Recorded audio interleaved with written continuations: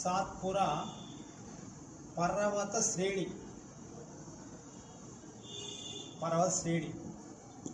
Clear? ఓకేనా? చెప్పే ఇప్పుడు పర్వతం అంటే పర్వత అంటే ఒక సింగిల్, శ్రేణి అంటే వరుసలు అండి, వరుస వరుస వరుస వీటి మొత్తాన్ని కలిపి మనం సాత్పుర పర్వత శ్రేణి అంటాం. ఇది సింగిల్ అయితే పర్వతం పర్వతం పర్వతం, అనేక వరుసలు ఉన్నాయి కాబట్టి దాన్ని పర్వత శ్రేణి అన్నారు. క్లియర్? వరుస. శ్రేణి అంటే వరుస, సింపుల్ చెప్పాలంటే లైన్, వరుస లేదా లైన్, ఒక లైన్ అనమాట. క్లియర్? సాత్పుర అంటే సాత్, యాక్చువల్గా సాత్ అనగా 7, పురా పురా అంటే పర్వతాలు, 7 పర్వతాలు. క్లియర్? అది ఒకటే. ఇంకా కొన్ని విషయాలు ఏం చెప్తారంటే శతపుర.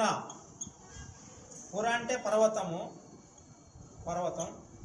శత అంటే 100 పర్వతాలు కలిసి ఉన్నాయి కాబట్టి దీన్ని శతపుర అంటారు.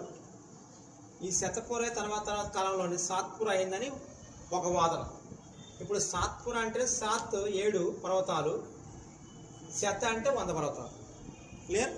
100 పర్వతాలు కలిసి ఒక శ్రేణిగా ఉంటాయి, 7 పర్వతాలు శ్రేణిగా ఉంటాయి. ఇప్పుడు 7, 100 అనేది మనకు సంఖ్య పెద్ద ఇంపార్టెంట్ కాదు, కానీ సాత్పుర పర్వతాలు సాత్ అంటేనేమో 7, శత అంటే 100. మరొక పేరు ఉంటుంది. ఇవి ఏ రాష్ట్రాల్లో ఉన్నాయో కూడా కావాలి. వీటికి మరొక పేరు ఏంటంటే మొన్న చెప్పుకున్న ఇండియా భారతదేశం ఉంది ఉన్నప్పుడు ఇక్కడ గుజరాత్ రాష్ట్రం